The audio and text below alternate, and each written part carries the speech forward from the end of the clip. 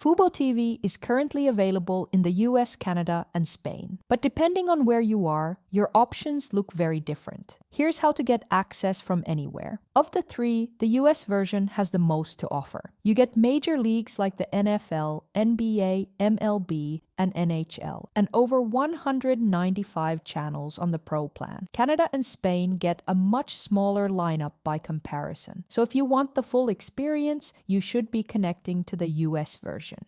And that's where a VPN comes in. You might think any VPN will fix this, but that's not always the case.